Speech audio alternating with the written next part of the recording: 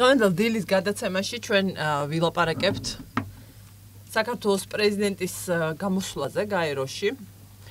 Ამ გამოსვლის ზოგიერთ აქცენტზე და განსაკუთრებით ერთზე, რომელიც იმდენად იყო ასევე ყურში მოსახვედრი, რამდენადაც მხოლოდ მისგან არ გაისმა ეს ამბავი და შეეხება საქართველოს უმნიშვნელოვანესი პრობლემის ტერიტორიული მთლიანობის საკითხის მოგვარებას, შეეხება ოკუპაციას და კერძოდ შეეხება იმ მოლაპარაკებების და დიალოგის, მრავალმხრივი დიალოგის ფორმატის სავარაუდო ცვლილებას, რასაც დღეს ქვია ჟენევის შეხვედრები და კონსულტაციები. ჩვენი სტუმარი გახლავთ ზვიად აძინბაია, ფლეტჩერის დიპლომატიის სკოლის არარეზიდენტი მკვლევარი. ბატონო ზვიად, მოგესალმებით. დიალოგის. ძალიან დიდი მადლობა მობრძანებისთვის. ვრცელი გამოსვლა იყო და უკვე შეფასდა მრავალგვარად მთლიანად ეს გამოსვლა. თავიდან მოდით ზოგადად კითხავთ, რამდენად შეძლო ეფექტიანად საქართველოს პრეზიდენტმა ამ ტრიბუნის გამოყენება გუშინ ეფექტზე შესაძლებელია ესეთია საუბარი ძალიან ვარაუდით შეიძლება, მაგრამ თავად თქვენზე რა შთაბეჭდილება დატოვა?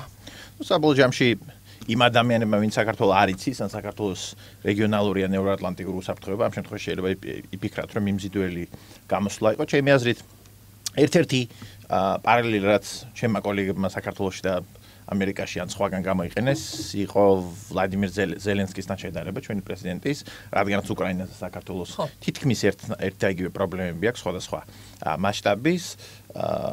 და აღმოჩნდა ისე, რომ ჩვენი პრეზიდენტის გამოსვლა იყო გარკვეულწილად ძალიან ზოგადი, რომელიც ფარავდა ერთი შეხედვით ბევრ საკითხს, მაგრამ კონცენტრირებული არ იყო ჩვენს ოკუპირებულ ტერიტორიებზე, არ იყო კონცენტრირებული კაფეო მესიჯების გაშვებაზე, თუ რატო არის საქართველოს მნიშვნელოვანი ევროატლანტიკური ინტეგრაციისთვის, ევროატლანტიკური უსაფრთხოების სისტემისთვის, არქიტექტურისთვის და შესაბამისად არ იყო მესიჯები ისე კაფეო დაალაგებული, ისე კაფეო გაჟღერებული დაალაგებასთან ერთად, რომელიც ჩვენს პარტნიორებს აგრძნობინებდა, რომ საქართველოს ერთ-ერთი ლიდერი ჩამოვიდა ნიუ-იორკში და ჩვენ ახლა აქ უნდა ვისხდეთ დარბაზში ან თუ დარბაზში არ შეხედავთ მოусმინოთ. საბოლოო ჯამში მე ვფიქრობ, რომ იყო ძალიან ზოგადი გამოსვლა, რომელიც ანალიტიკურ დონეზე მაინც მაღალ კრიტიკას ვერ გაუძლებს. იყო ერთი მომენტიც ასევე ამ ოკუპირებულ ტერიტორიებზე საუბრის და ჟენევის კონსულტაციების ნაწილზე საუბრის შემდეგვე თითქოს თანაბარ ზომად გამოწვევა და პრობლემად მან დაიწყო საუბარი საქართველოს შიდა პოლიტიკურ ვითარებაზე, ახსენა პოლარიზაცია, ახსენა შეთქმულების თეორიები, ახსენა შიდა დაპირისპირება, სიძულვილი სიტყვა ასევე და ასე შემდეგ. რამდენად იქნებოდა აი სწორედ ამ ყურით მოსმენით, რომ ფიქრობ, რომ ამას უცხო ადამიანები უსმენენ და არა ისინი ყველა ის, ვინც თქვა შეიძლება კარგად იცოდეს საქართველოს, ხო რამდენად გასაგები იყო ეს იქნებოდა ეს ნაწილი აუდიტორიისთვის ცოტა ესეთი საეჭვოა. როგორც გამოწვევა, თანატოლი გამოწვევა, მე მინდა ჩვენს ხმის რეჟისორს ვთხოვო ის მონაკვეთი ჩართოს ამ გამოსვლიდან, თითქმის 9 საათიანი გამოსვლა იყო, სადაც ის სწორედ ჟენევის კონსულტაციებს ახსენებს და დიალოგის ფორმატს. But when we talk about the goal of peace and about ending conflict and occupation, we have also to act. We need movement and we need diplomacy. We have renounced the use of force. ჩვენ უარი ვთქვით ძალის გამოყენებაზე, მაგრამ უარი არ გვითქვამს დიალოგზე ვამბობს ის და ლაპარაკობს იმაზე, რომ ამ ფორმატებმა, დიალოგის ფორმატებმა უნდა მოიტანოს შედეგი. ერთი მხრივ შედეგი თავად ცვლილებაზე აღნიშნა თავად ჟენევის ფორმატის ცვლილების საჭიროებას და მეორე მხრივ ახსენა ახალი ფორმატებით სავარაუდოდ დიალოგისა. რატომ მომეჩვენა ეს ნიშანდობლივად, რომ ახლახან ჩვენ მსმენელმა იცის, თბილისში გაიმართა საერთაშორისო კონფერენცია მაკეინის ინსტიტუტისა და ეკონომიკური პოლიტიკის კვლევის ცენტრის ორგანიზებით, სადაც არაერთი მნიშვნელოვანი სტუმარი იყო და წარმოადგენდნენ როგორც ანალიტიკურ ცენტრებს, ასევე იყვნენ ლიდერები, დასავლეთის ლიდერები, სხვადასხვა სფეროსი, მათ შორის ანალიტიკური ცენტრების წარმომადგენლებიც ისეთი, როგორც ამ შემთხვევაში შეიძლება იყოს კურტ ვოლკერი, რომელიც არის აღმასრულებელი დირექტორი მაკეინის ინსტიტუტის, ის არ არის მკვლევარი და ესე ვთქვათ, მასე რა ქვია, დოკუმენტებზე მომუშავე პირი, ის არის მნიშვნელოვანი პირი კვლავაც განსაკუთრებით უკრაინის საკითხში, საგანგებო წარმომადგენელია შეერთებული შტატების, მანაც ახსენა საჭიროება ჟენევის ფორმატის ცვლილებისა. კერძოდ თქვა, რომ პირველი ნაბიჯი იმისა, რომ ეს მოლაპარაკებების ფორმატი იყოს ეფექტიანი, იმისათვის და რომ მეტი ყურადღება იყოს მიპყრობელი საქართველოს ოკუპაციის საკითხისადმი, იქნებოდა ჟენევის ფორმატის დონის აწევა. ანუ მონაწილეთა ის გულისხმობდა მონაწილეთა დონეს რამდენად არიან ისინი გადაწყვეტილებების მიმღები პირები და რომ ეს ძალიან დაბალ დონეზე მიმდინარეობს და შეუძლებელი ამას ეფექტი ჰქონდესო. მან ასევე ახსენა ის რაც ყველას მოხდებოდა ყურში, ვინც გაეცნო ამ ინტერვიუს და სრული სახით დევს რადიო თავისუფლების საიტზე, ახსენა პირდაპირ დიალოგის საჭიროება რუსეთთან. არ დაუზუსტებია ფორმატი, თუმცა ნათელი იყო, რომ ის ამაში ხედავს დასავლეთის როლსაც საჭირო გამოვნახოთ გზები და ფორმატი ამისთვისაცო, რადგან რუსეთის სურვილია, რომ საქართველოს ელაპარაკოს ოკუპირებული ტერიტორიების დე-ფაქტო ხელისუფლების წარმომადგენლებს, როგორც რუსეთის პოზიციიდან სახელმწიფოების წარმომადგენლებს და ჩვენ კი უნდა დავდგეთ პოზიციაზე, რომ სალაპარაკო არის რუსეთთან.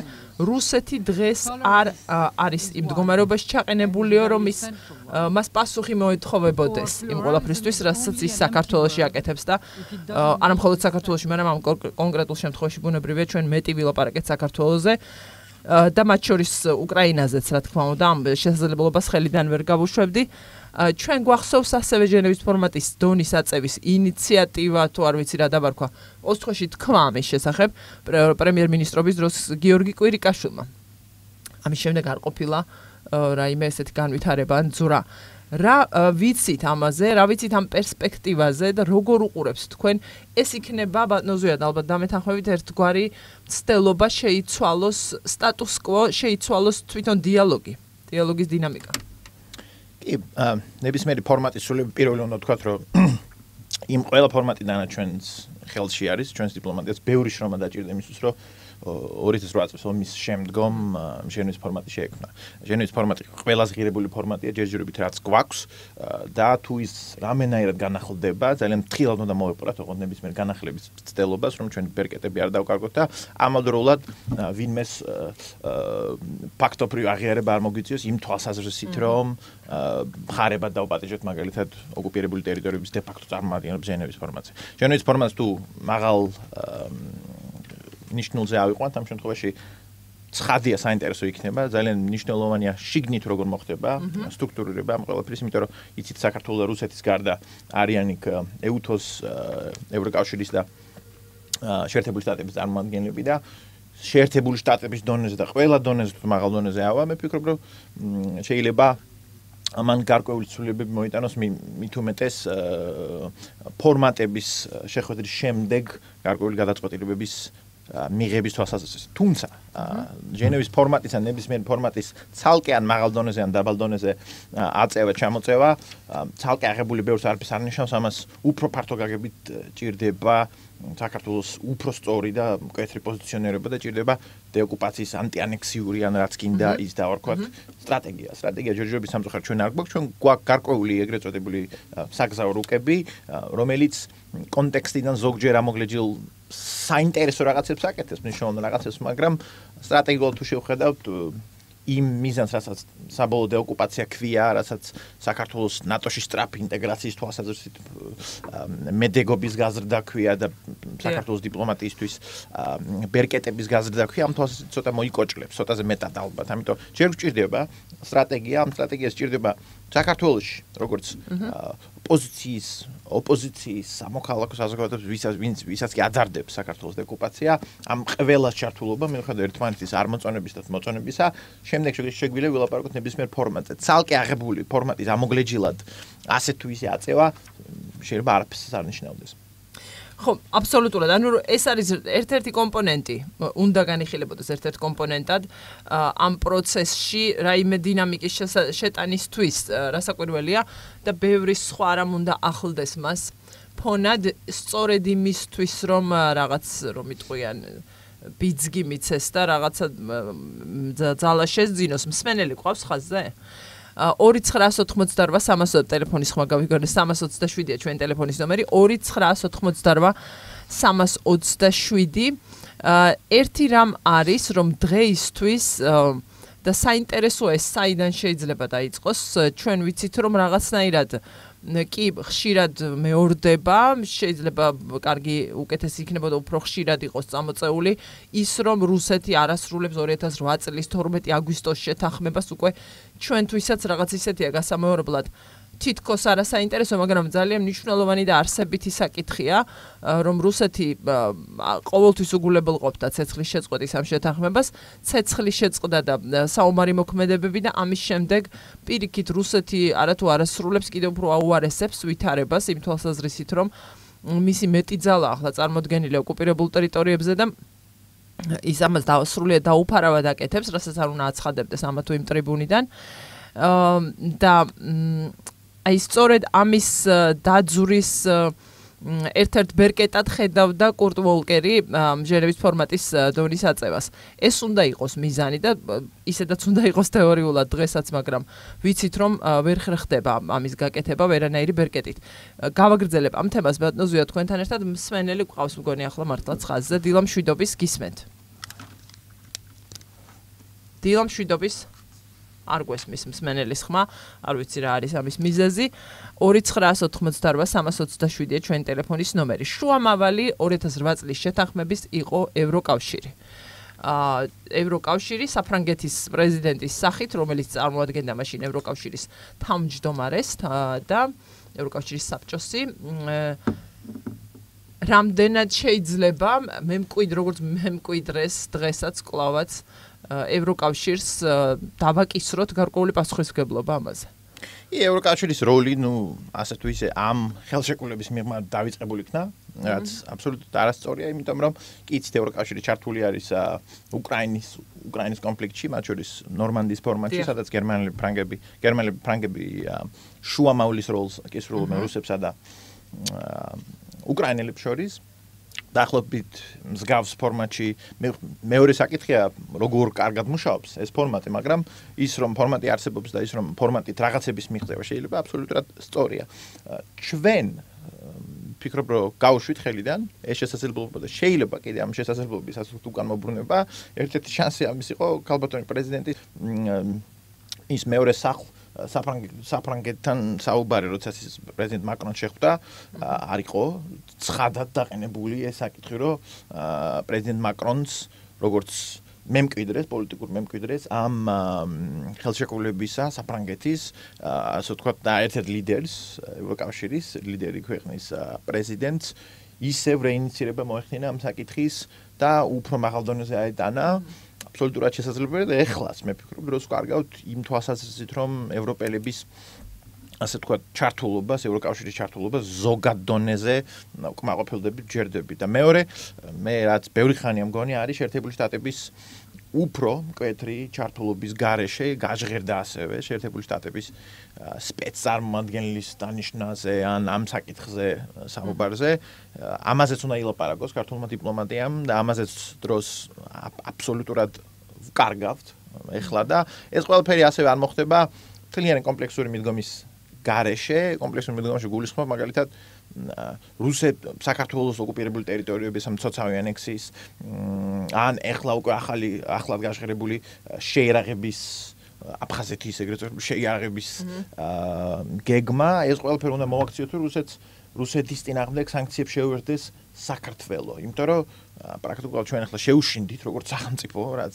აბსოლუტურად გაუგებარია შეუშინდით გარკვეულ რაღაც მიზეზების გამო რომ რუსები ახლა ჩვენ შეგვაშინებენ მე ფრენებ გააჩერებენ მე იმას გააკეთებენ რაც ნახეთ ნახეთ ყველაფერი ივნისის მოვლენების შემდეგ, მაგრამ უბრალოდ ამ ყველაფერს ერთად თუ არ გავაკეთებ არც ჟენევას, არც ცალკე რომელიმე ახალი ფორმატის გააქტიურებას პრინციპული განსხვავება არ ექნება, იმიტომ რომ ყველა ნახავს რომ ჩვენ ფორმატებში ვლაპარაკობთ, მაგრამ იცით რა ქართველები იმას კამას და კინძს მაინც ვაჭრობენ და აი ამას ჯერდებიან.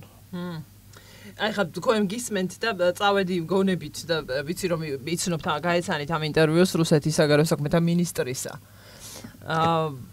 ამ ყველაფერს რაზეც თქვენ ლაპარაკობთ ამ საკითხების მიმართ გრძნობელობას ნებისმიერი რომ იტყვიან გამოძრავების მიმართ პოლიტიკური პროცესის მიმართ გრძნობელობა და ცოდნა რუსეთის ხელისუფლების იმდენად დეტალურია და იმდენად ჩანსეს რომ რამხელა გრძნობელობა აქვს ამ ყველაფრის მიმართ ამ ხელა სახელმწიფოს საქართველოში მიმდინარე ამბების ივნისის მოვლენები ახსენეთ მათ შორის და ასე შემდეგ რომ შეიძლება ეს ვიღაც დათრგუნოს და პირიქით შეაცბუნოს კიდეც, მაგრამ მეორე მხრივ სწორედ ეს შეიძლება იყოს გამოყენებული საქართველოს დიპლომატიაში ბერკეტად სწორედ ეს მგრძნობელობა რიგი საკითხების მიმართ და ამ საკითხების გააქტიურებით შესაძლებელია გარკვეული დინამიკა მართლაც იყოს ამ ურთიერთობებში. საქართველოს სასარგებლოდ გულისხმობ მსმენელი ყავს ხაზზე კიდევ ერთხელ ვცდი დილამშვიდობის გისმენთ. გამარჯობა. მე მინდა რომ იქნებ გაამახვილოთ ყურადღება ქართულ ენაზე აფხაზეთზე საუბრობდა და ანუ აფხაზური და ქართული ორივე რომ იზღუდება, მაგრამ ესე იგი ეს გაერთიანა ქალბატონმა სალავერიმ და მე მგონია რომ ქართული საერთოდ ლაპარაკიც არ შეიძლება თუ მოისმენენ რომ ქართულად ლაპარაკობ შეიძლება დაგხვიდონ ადგილზე. ესე იგი რა არის, აფხაზური შეიძლება სკოლაში ესე არ არის განვითარებული, მაგრამ ის არ იდევნება და ქართული ზუსტადაც რო იდევნება.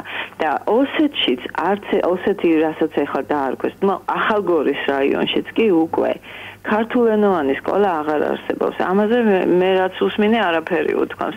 ამაზე მინდა რამე თქვა და თქვენმა სტუმარმა რო თქვა ქალბატონ ნინო რომ არა აქვს ჩვენს მთავრობას ისა რა ქვია პოლიტიკა ამას და გარკვეული ხო? აი მე მგონია რომ წამგებიანი პოლიტიკა აქვს, რადგან თავის გვერდზე საქართველოს მთავრობას უდევს ესეთი ინფორმაცია სამხრეთ ოსეთის შესახებ, საქართველოს შესახებ ინფორმაცია სამხრეთ ოსეთის შესახებ. 1000-ჯერ მაქვს თქვენთვის ნათქვამი, რომ მე გთხოვთ, რომ ვიღაც მოიწვიოთ, რომ აი ეს ერთგვერდიანი მათი ინფორმაცია უბრალოდ გავიგოთ რა, რისი ბრალია ასეთი რუსული ინფორმაციის დადება ქართული საქართველოს მთავრობის გვერდზე. აი ერთ მომენტს აგიკითხავთ მარტო რა. ესე იგი უზენაის საბჭოს მიერ ოლქის სტატუსი გაუქმებული რო იქნა ტერიტორია გადანაწილდა, ანუ სამხრეთ ოსეთის იყო, ასე წერია, და გადანაწილდა ახალგორის, გორის, ჯავის, ქარელის, ონის და საჩხერის რაიონებზე 90 წელს. თქვენ აი ამას მე ხო ვკითხულობ, აი გახსნილი აქ ინტერნეტი და ასეთი რამე წერია საქართველოს მთავრობა. საქართველოს შესახებ ოკუპირებული ტერიტორიები რო შეეხვალა ცხინვალის რეგიონი. აი ამას წაიკითხავთ. ან როდის შეიქმნა სამხრეთ ოსეთის ყოფილი ავტონომიური ოლქი? არ წერია. თელ გვერდზეს იკითხულობ ისე რომ თითქოს ამ ტერიტორიაზე ოსეთი არსებობდა მუდმივად. და ეს წლები 2 წელი მაინც არის გრძელდება ეს და მე მითხრეს რომ ადრინდელი მთავრობის და შეიძლება საერთოდ შევარდნაძის დროინდელი დადებული. მე არ ვიცი ვისი დადებულია. მიხდი და შეიძლება რომ ეს ესე იდოს და ინგლისურათაც და ქართულათაც აი უცნობით ხარ რომ ამბობთ ახლა რომ ვინც არ იცის საქართველოს, აი ესე ეცნობოდეს ამ თუნდაც ამ რეგიონის ისტორია, ზვიად ანტიკართულად. ეს არის პოლიტიკის ნაწილი ნამდვილად. მადლობა. რა თქმა უნდა, დიდი მადლობა. 2988327-ია ტელეფონის ნომერი. ის თუ როგორ არის წარმოდგენილი ოფიციალურ საიტებზე ინფორმაცია საქართველოს ტერიტორიების შესახებ, ვიტყვი ზოგადად ასე, ოკუპაციის შესახებ. არის რა თქმა უნდა, ქალბატონი მართალია ნაწილი პოლიტიკის. სხვაგვარად როგორ შეიძლება, იმიტომ რომ ბევრი ადამიანი აქ ეცნობა და შესაძლებელია შედიოდეს რაიმეს გადასამოწმებლადაც. ზოგჯერ პოლიტიკის არ ქონათ წამგებიანი პოლიტიკაა საბოლოო ჯამში, ხო? ან შეიძლება ქონდეს რაღაც პოლიტიკა, რომელიც შეიძლება იყოს სუსტი და წამგებიანი, ან შეიძლება არაფერი ქონდეს, რომელიც ასევე შეიძლება იყოს დიდი ალბათობით სუსტი და წამგებიანი. რაც შეიძლება გარკვეული ნარატივების წინ წამოწევას ესეც სტრატეგიიდან უნდა გამომდინარეობდეს, როცა საქართველოს როგორც სახელმწიფოს აქვს დეოკუპაციის სტრატეგია არ მხოლოდ ზოგადი ფორმულირებებით, არამედ მისი ის უნდა იყოს დროში გაწერილი, უნდა იყოს გათვლილი თუ რა რისკებს უნდა გაუძლოს, რა ცვლილებს უნდა გაუძლოს, თუ როგორ უნდა მოხდეს პარტნიორების მობილიზაცია და ჩართვა საქართველოს მასაზეში და ყველაზე მნიშვნელოვანი რაც საერთაშორისო პოზიციონერებისთვის არის კრიტიკულად მნიშვნელოვანი არის ყველას ანახოს რომ საქართველოს იზოლირებული შემთხვევა არ არის რუსეთთან დაკავშირებით და საქართველოს ევროატლანტიკური უსაფრთხოების არქიტექტურის ან ევროატლანტიკური ნაკლები უსაფრთხოების ასე ვთქვათ მთავარი ნაწილი რომ დასავლურ ნახონ საკუთარი გაზრდილი როლი ან როლის გაზრდის მნიშვნელობა ამ საკითხში რაც ეხება გალში ქართული ენის მე თვითონ გალიდან ვარ იცით და ძალიან პერსონალურად აბსოლუტურად ბოლომდე მაწუხებს ეს ყველაფერი და ჩემი ნახევარი ოჯახის წევრები არიან ამ შეზღუდვების მიმღები პირდაპირ არა მხოლოდ ქართული ენის შეზღუდვის არამედ თლიანი ფუნდამენტური უფლებების ბებია ბაბუა და ჩემი ოჯახის ნათესავები ასე შემდეგ სწორედ ჟენევის ფორმატის მოლაპარაკება იქნება თუ სხვა ფორმატების შექმნა ჩვენ პირველი უნდა შევქმნათ ჩვენი დიპლომატიური ბერკეტები იმისთვის რომ ადამიანებს თუ როგორც ჩანს ამის სურვილი არ აქვს რადგანაც გაგვიუქმეს ქართული ენის გამოყენების საშუალება ხო როგორც შეიძლება 21 საუკუნეში ამას ვლაპარაკობდეთ ჩვენ როდესაც გვექნება სლავური დიპლომატიური ბერკეტი მათ შორის ჩვენი პარტნიორების ყოფნის და ჩვენი პარტნიორების ხარდაჭერის თვალსაზრისით მაშინ შეიძლება როგორც სეპარატისტებს ასევე რუსებს ამაზე მოვთხოვოთ ძალიან მკაცრი პასუხი იმისთვის რომ ეგეთი რამე არ ხდებოდეს მიდგომა უნდა იყოს ესეთი ვილაპარაკოთ ნებისმიერ საკითხზე უბრალოდ არის ფუნდამენტური საკითხები როგორც არის სუვერენიტეტი ტერიტორიული მთლიანობა როგორც არის ჩვენი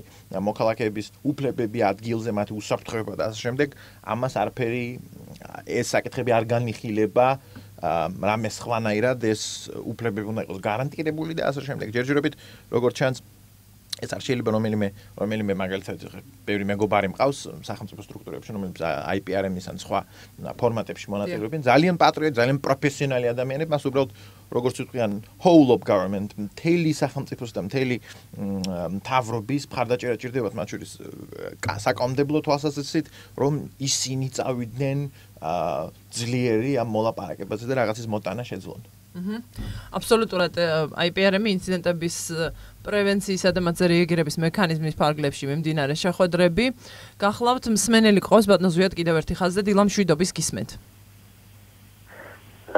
გამარჯობა კალბატონინო მიესალმებით თქვენ სტუმარს და ჩემი ხმა ცოტა დაგვიანებით მოდის ეთქობა არ ვიცი რა ხდება ესეთი ბატონო ზვიად თქვენთან აი კალბატონმა სალობა ბრძანა რომ ჟენევის ფორმატის გაგრძელებაო და მე მაინტერესებს როდესაც მაკეინის ჯგუფი ჩამოვიდა მეორეჯერ და შემოგთავაზა დაფიქრება იმასთან დაკავშირებით რომ ნატოში მიღების შემდეგ თუ მეხუთე პუნქტის სამუშებას არ მოვითხოვთ აფხაზეთის ტერიტორიაზე და ფინვალის ტერიტორიაზე იმის გამო რუსეთთან ომის დაწყებამ არ მოგვიწიოს და თითქმის იგივე სთავაზობენ რაც შეთავაზეს გერმანიას კიდაც და რაც შეთავაზეს ბალტიისპირეთს, იმიტომ რომ ბალტიისპირეთსაც ტერიტორიით მიტაცებული აქვს რუსეთს, ხო ვიცით?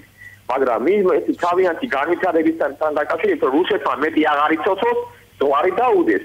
ამაზე ერთი კრენტი ხმა არ დაწერა, იმიტომ რომ საქართველოში ჩვენ ვიცით რომ ამასთან დაკავშირებით აფუძფუძენ რუსეთუნები და ეძახიან რომ იმის გამო იმ ტერიტორიებზე აფხაზეთში და ცხინვალში რათა მათთან სამომავლობითაც ჩატარებული ეთნოწმენდა გენოციდის დონეზე და რუსები დაქციან რომ ჩვენთან გედერი და ცერგი არ გამოვა იმიტომ რომ ქართველები აღარ ცხოვრობთო იქო ისე როგორც ეს გერმანიაში მოხდა ამიტომ მაგაზე ვუიფიქრებთო აი რატო არ იღრება საქმე ეთნოწმენდა გენოციდის დონეზე და ვინ უნდა წარაფენოს ეს ინადადება თუ არა პრეზიდენტმა პრემიერ-მინისტრმა საგარეო საქმეთა მინისტრმა არ ვიცი კიდევ ვინ შერიგების მინისტრმა მაინტერესებს ესეთი რბილი გამოსვლა ისეთი შეგრძნებას იქნება თითქოს სალომე ზურაბიშვილი იყო ჩასული მოსკოვში და არა მაგალითად გაეროში მიუხედავად იმისა რომ უკრაინასთან ჩვენ ერთავს ვერ გავატოლებთ იმიტომ რომ უკრაინაში ეთნოწმენდა ხარ არის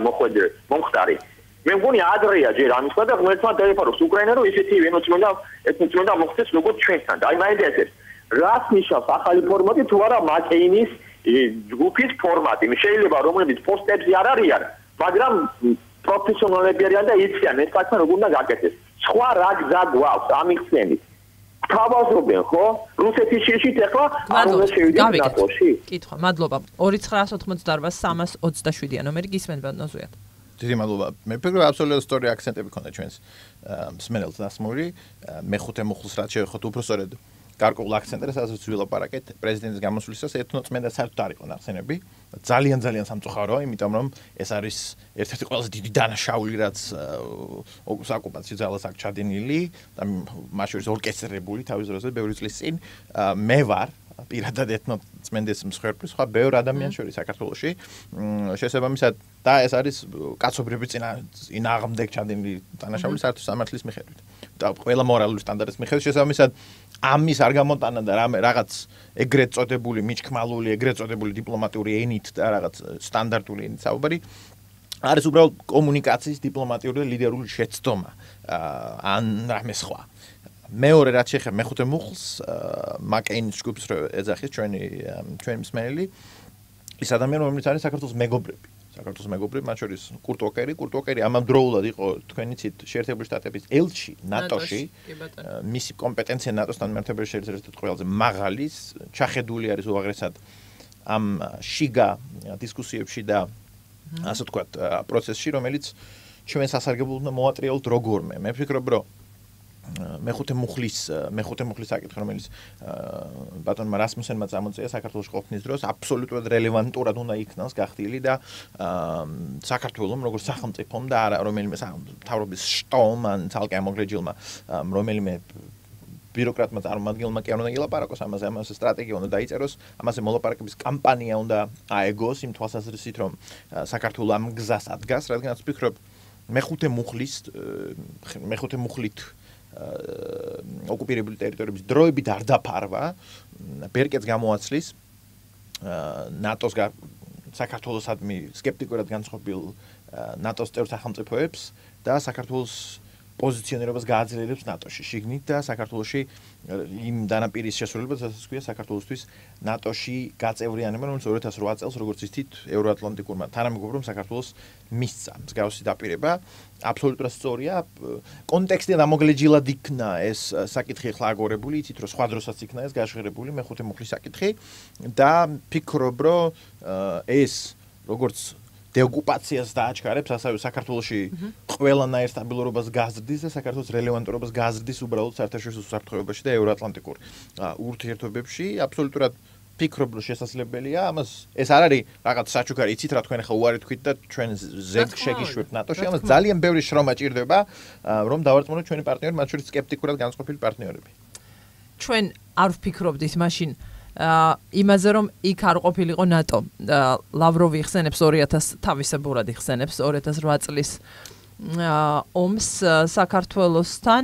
ჩვენ ვფიქრობდით ადამიანების სიცოცხლის გადარჩენაზე, რადგან ისინი გადარჩინათ, ასე ვთქვათ, საქართველოს ხელისუფლების აგრესიისგან, როგორც ის აღწერს. და ასეთი იყო განწყობა, რომ ისინი უნდა ამოეხოცათო საქართველოს ჯარის, რომელმაც მაშინ მიიღო ბრძანება.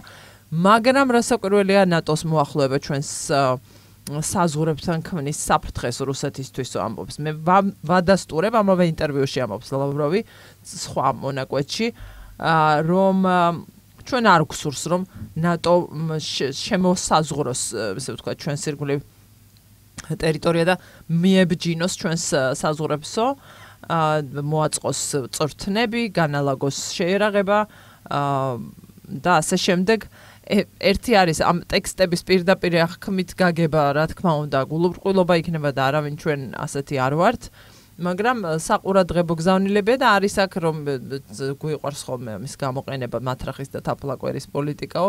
თაფლაკვერიც ბევრია საკმარისად ამ ინტერვიუში, ასე ვთქვათ, რომ თითქოს მოსახიბლად რომ თითქოს მე ვისურვებდი აღდგენას ავიამიმოსვლის და ასე შემდეგ და ძალიან დეტალურად ლაპარაკობს 20 ივნისის ამბებზე და ამის შემდგომ პროტესტზე.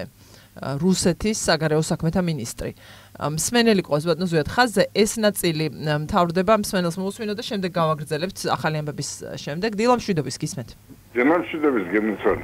გამარჯობა. აი, ნატოს მიღება ჩვენ საქართველოს რამდენი წელია და რა პრობლემაა ეს?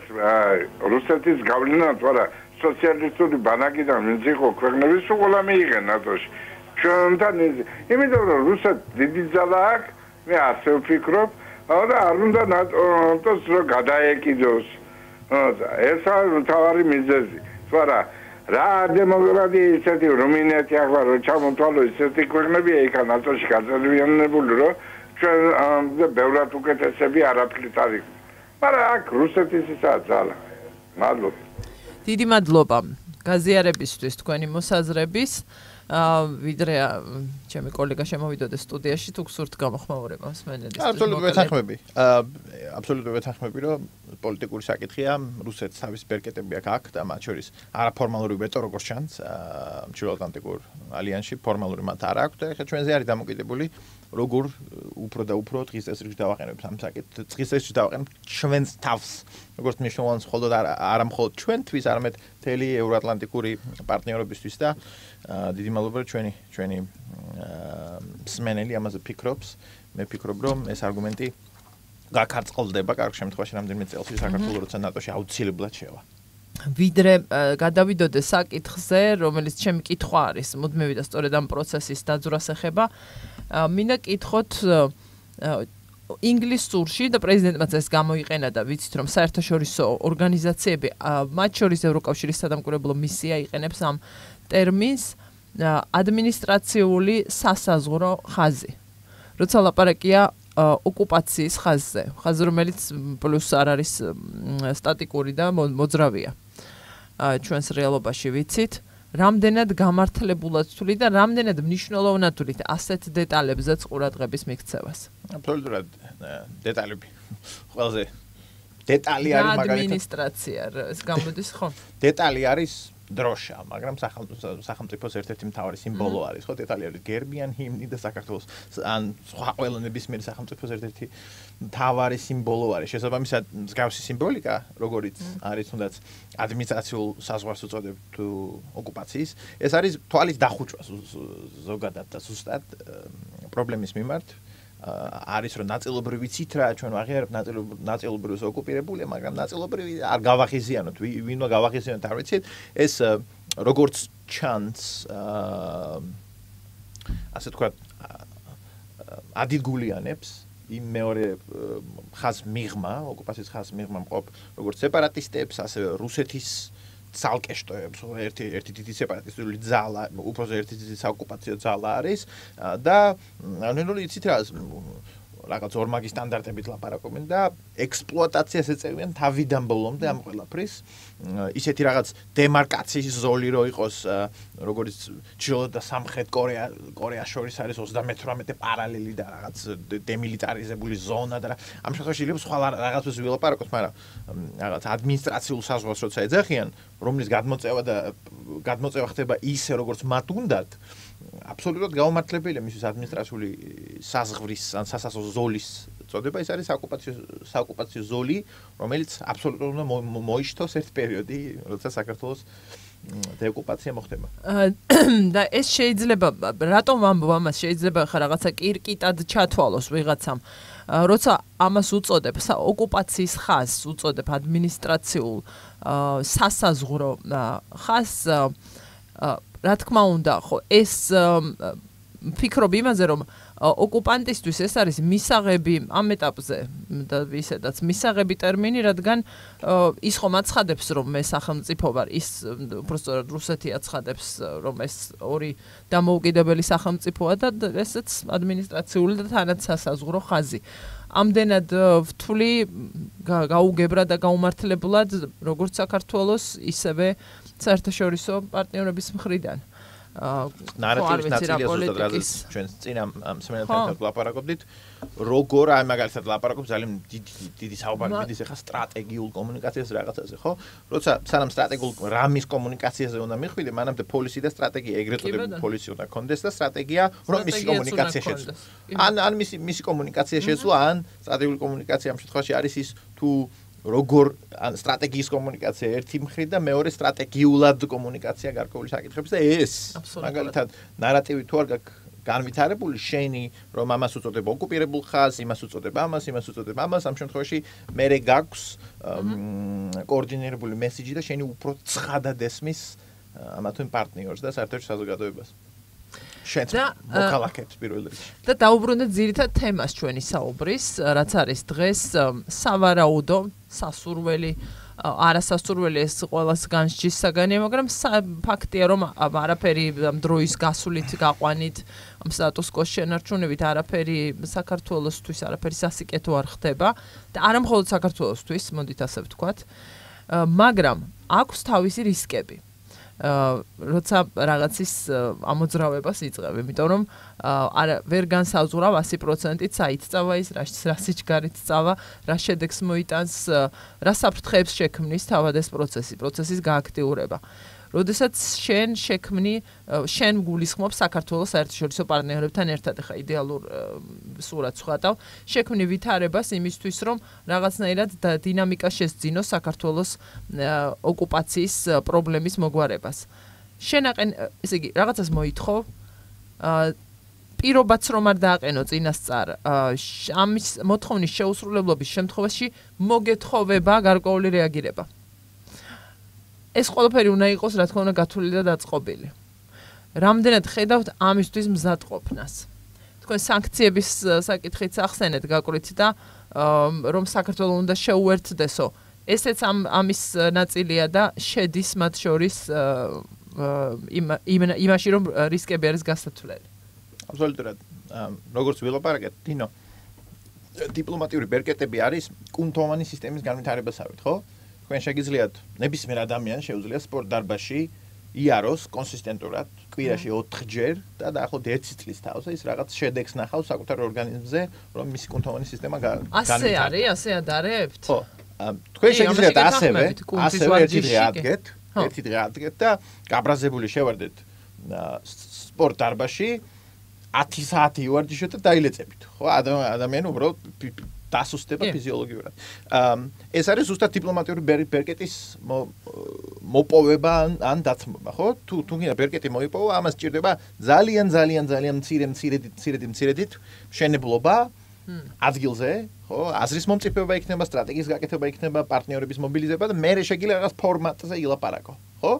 ან მეორე, გააქვს რაღაც ფორმატები, რაღაც სტრატეგიული და პოზიციონერების სიძლიერები დაუკარგეთ სამწუხაროდ ბოლო წლების განმავლობაში და ეს გავს დაახლოებით სვლას, როდესაც დადიხარ და ვარჯიშობ, ისე რომ ანალოგია მოვიტანოთ სპორტული, როდესაც დადიხარ და ვარჯიშობ ბევრი ხანი და მიატოვე ვარჯიში. ის ყველა თითო დღე ან კვირაში 4 დღე მისული და ბევრი ნაწვალები ჩაკერება წყალში და თავიდან მოგიწევს ამის გაკეთება. თუ მარტო ვარჯიშობ, შედარებით ადვილად არის საქმე. ესეც რთულია ნების ყოფას, ნების ძალას რომ იყვენ მოითხოვს ადამიანისგან. თუ მარტო ვარჯიშობ, მაგრამ აქ ლაპარაკი იმაზე, რადგან ამ შედარებაზე წახვედით, გამოგვყვებით. აქ ლაპარაკი იმაზე, რომ შენ კიდევ უნდა შემოიკრიბო გუნდი ადამიანების და ის მათაც მიცე мотиваცია, რომ ჩვენ ყოველდღე უნდა ვივარჯიშოთ იმისთვის, რომ ძლიერები ვიყოთ ბოლოს ყველანი ერთად. მარტო ვარჯიში არაფერს მიცემს.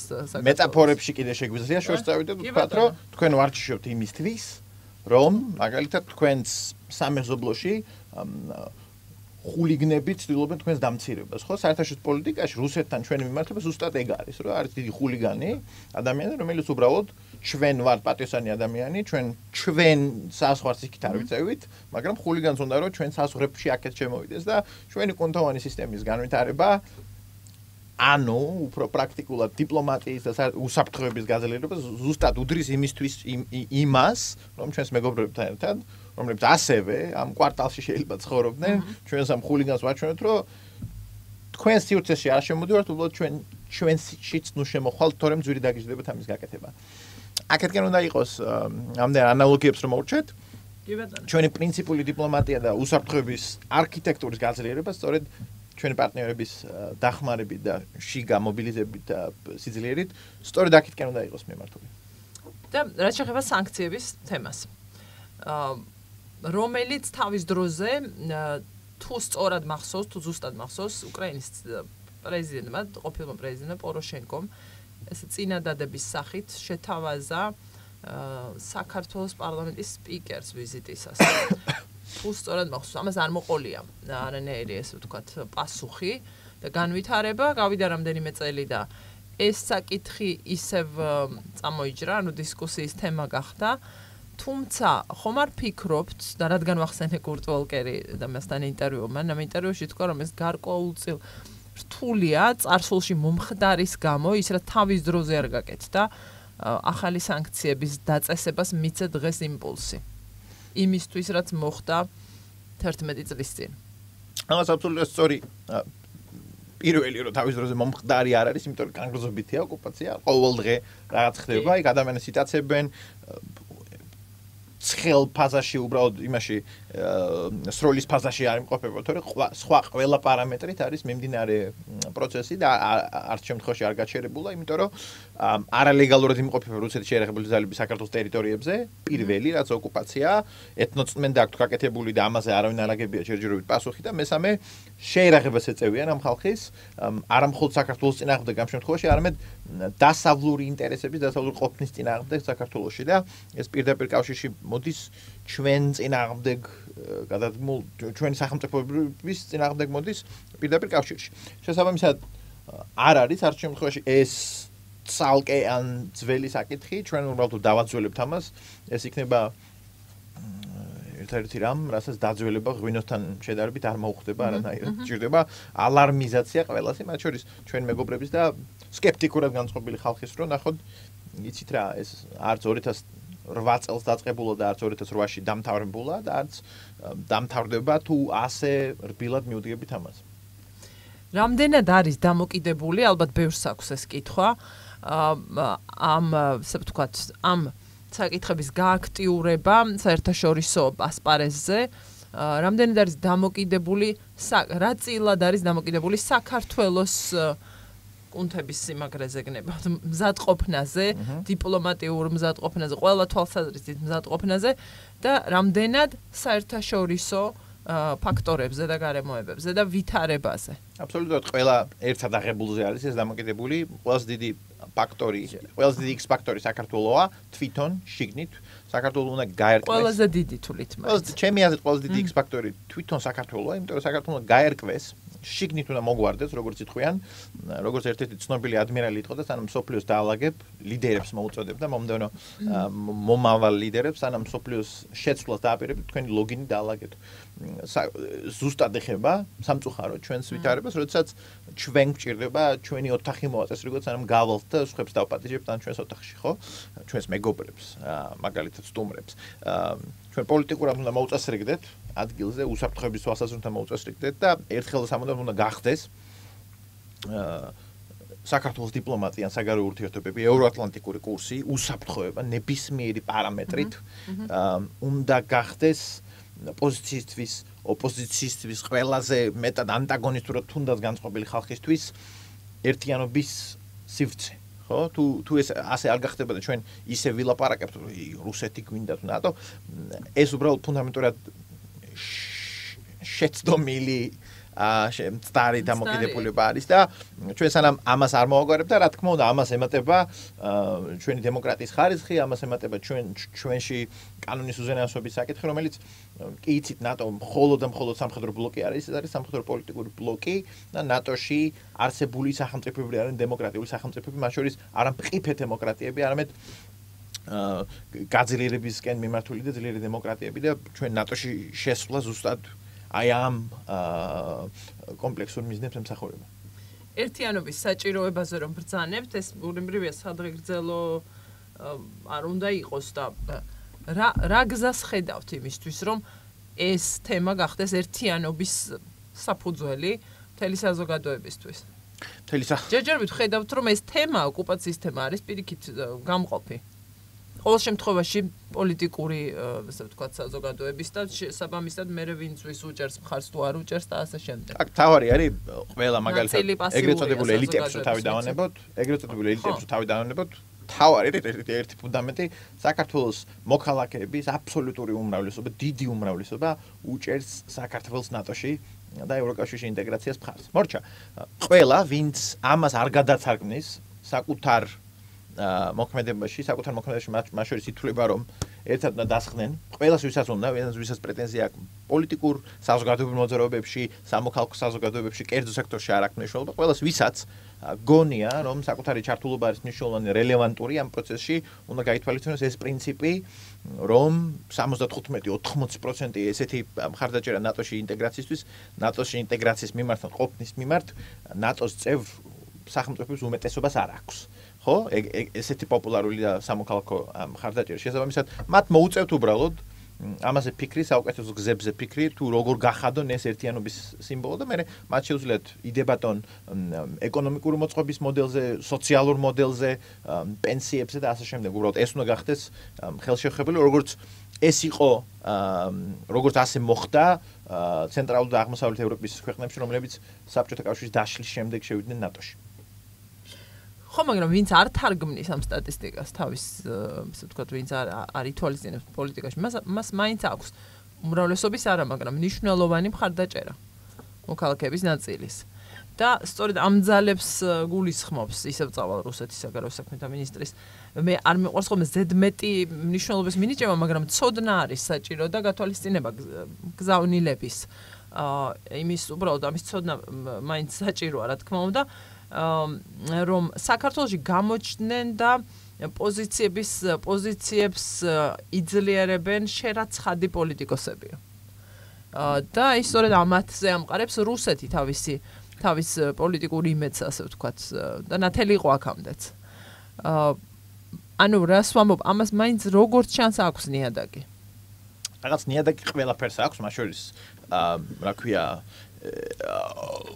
მათ შორის უტოპიურ თეორიებს, სოფლიოს ნებისმიერ ქვეყანაში, ნებისმიერ საზოგადოებაში, ეს არნიშნავს იმას, რომ მას რამე რეალური პერსპექტივა აქვს ამათ თუ იმ საზოგადოებაში, მით უმეტეს მსგავსი პერსპექტივა, მსგავს კონტექსტში შეიძლება ვილაპარაკოთ საქართველოს მაგალითად რაღაც ეტაპზე რუსეთის ორბიტაზე მიბრუნების, იმიტომ რომ სამოქალაქო საზოგადოება არჩევნა, მათ შორის ეხლა ერთ-ერთი კატალიზატორი იყო იმის 20 ივნისის მოვლენების, სამოქალაქო საზოგადოება არჩევნა, რომ მსგავსი რამის გატარება მიუღებელი იქნება ყველა პარამეტრით ნებისმიერი მთავრობის მხრიდან და ეს უნდა იყოს გაკვეთილი. ამ მთავრობის, იმ მთავრობის, ყველა მთავრობის მიმართ, რომ მსგავსი შეცდომები უпроსტოდ გააზრებული, ამასაც გაუაზრებელი, ამას არ აქვს არავითარი მნიშვნელობა, მსგავსი შეცდომების პატიება არ მოხდება. რაც ასევე ნიშნავს იმას, რომ არ მხოლოდ შეცდომებს, არამედ ეს არის დაკვეთა, როგორც მოქალაქეები ვქირაობთ მთავრობებს, ესათვის დაკვეთა შეასრულოს, თუ ისინი არ შეასრულებენ თუ დაკვეთას, ესე კერძო სექტორის ენაზე რომ მივდგათ, ჩვენ მათ დავითხოვთ სამსახურიდან. მორჩა. რამდენი პოლიტიკოსი ამას შეეწირა კიდეც, ხო? ეხლა, როგორც ჩანს სათანადო რაოდენობით არა. ასე რომ ის ადამიანები, თუნდაც პოლიტიკურ წრეებში ვინც ცდილობენ გავლენა მოიძლიერონ, ხო? მათ შორის ის ქალბატონი რომ შემოიჭრა მაკეინის კონფერენციაზე, ის ადამიანები საბოლოო ჯამში პოლიტიკურ კლიმატს ვერ შექმნიან, რაც შეეხება მოქალაქეებს, რომლებიც ასეთ თუ ისე რაღაც მცირე ნაწილი, მაგრამ ჩვენი მოქალაქეები არიან ნატოს ან ევროკავშირში გაწევნების მიმართ, თუ ისინი არიან სკეპტიკურად განწყობილი და არიან გარკვეული ადამიანები სკეპტიკურად განწყობილი, ჩვენ მათი დემონიზაცია პირველი არც შემთხვევაში არ უნდა გავაკეთოთ, მეორე მათი სტიგმატიზაცია არ უნდა გავაკეთოთ და არ უნდა გამოვყოთ ისინი ჩვენი სხვა მოქალაქეებისგან. დანარჩენი მოქალაქეების ფუნქცია, სამოქალაქო და სახელმწიფოებრივი ორგანიზაციების ფუნქცია არის ზუსტად და მისიაც, რომ ამ ხალხამდე სწორად მიიტანოს ღირებულებები ნატოს ევროკავშირის თუ ნებისმიერი ალიანსის სადაც საქართველოს მიისწრაფვის და უნდა გაიზარდოს საქართველოს ნატოში გაწევრიანების მომხრები ზუსტად ამ ხალხის ხარჯზე ის რომ ეს ხალხი გახდეს მხარდამჭერი და არა სკეპტიკურად განწყობილი. რაც შეეხება პოლიტიკურ პატარ-პატარა ჯგუფებს დემოკრატიული საზოგადოება ვარ და საერთოდ არ მგონია ეგენი რამე ფუნდამენტურ პრობლემას წარმოადგენენ თუ ჩვენ სახელმწიფო ვიქნებით რა თქმა უნდა ერთად შეგრული. მნიშვნელოვანია იმის სწორად ახსნაც, რომ ნატო არ არის თვითმიზანი, ნატო არის საშუალება. ხო, საშუალება იმ მიზნებისა, რაც საქართველოს აქვს და ეს ამ გზავნილი სწორად მიტანაც მნიშვნელოვანია, რომ ხო, საზოგადოების ნაწილები ერთმანეთს ასე ჩვენ ამის გამოცდილება გვაქვს მხოლოდ სამწუხაროდ განსხვავებული პოზიცია ნიშნავს რაღაცა მეტოქეს იმას რომელიც უნდა წაშალო, ამოშალო რაღაც პოლიტიკური სივრციდან, ხელისუფლებიდან და ასე შემდეგ და ასე შემდეგ. და სამწუხაროდ აქამდე ვერ მივედით, რთული წელი არის თან წინ. საარჩევნო წელი, რომელიც ასე ვთქვათ, აბსოლუტურად დაწყებული უკვე ეს რეჟიმი და ყველა ხედავს და გრძნობს და ვისმენთ ამას მედიების საშუალებით, მათ შორის არა მხოლოდ ოპოზიციასა და ხელისუფლებას შორის, რომ იტყვიან გაცვლა-გამოცვლას შეფასებების იქნება თუ კამათის, არამედ თავად ოპოზიციაშიც ძალიან სერიოზული პროცესებია და ამ ყველაფერს შეყურებს ამ მრჩეველი და შეყურებს არაპასიურად, ბუნებრივია, გარკვეულ თავის აზრს იყალიბებს და მნიშვნელოვანია რა სურათი შეიქმნება და რა პოლიტიკური ვითარება შეიქმნება საქართველოში საპარლამენტო არჩევნების შემდეგ. ალბათ ეს მომავალი ერთი წელი ბატონო ზვიად მთლად როგორც თქვა, მთლად კარგი ფონი ვერ არის იმ საკითხებზე სამუშაოდ და კონცენტრირებისთვის და დასაძრავად, რაზეც ახლა ჩვენ ვლაპარაკობდით. მინიმუმ არის აუცილებელი ფონი იმისთვის, რომ ამ საკითხზე დებატი გაიმართოს და ნებისმიერი კოალიციური იქნება თუ ცალკე აღებული ევროატლანტიკურად განწყობილი დასავლური ღირებულების ადამიანი ან ჯგუფი პოლიტიკური ძალა კვეთრი ნაბიჯების გადადგმა შეუდგეს ხელისუფლების მოსვლისთანავე თუ კოალიცია იქნება მაგ შემთხვევაში კოალიციას მოუწევს ამაზე ზრუნვა ძალიან სწრაფად პირველი, ანუ ეს ერთ წელი მათ უნდა გამოიყენონ, რომ ჩამოყალიბდნენ და სწორად წაიღონ თავიანთ ოფისებში, მომდევნო ოფისებში სწორად წაიღონ საქართველოს მოქალაქეების დაკვეთა, სურვილი და მზაობა ევროატლანტიკური ინტეგრაციის თვალსაზრისით, უსაფრთხოების გაზრდის თვალსაზრისით, ოკუპაციასთან მიმართებაში და ეკონომიკური გაძლიერების თვალსაზრისით, დემოკრატიული ინსტიტუტების გაძლიერების თვალსაზრისით. მათ უბრალოდ მოუწევთ ბევრი გაკვეთილი ისწავლონ, მათ შორის ის ხალხების წინათ შეცდომები დაუშვან, ეხლა უშვებს შეცდომებს და ახალმა ძალებმა, რომლებიც დიდი ალბათობით შევლენ ახალ პარლამენტში, ევროატლანტიკურად განწყობილმა ძალებმა, უნდა ისწავლონ ბევრი გაკვეთილი, მათ შორის ერთად მუშაობის, რომელიც სამწუხაროდ დეფიციტურია ჩვენს ახლად შობილი არის 30 წლის სახელმწიფო ვართ, მაგრამ საბოლოო ჯამში ძველ დემოკრატიულ მიმართებაში ახალი სახელმწიფო ვართ.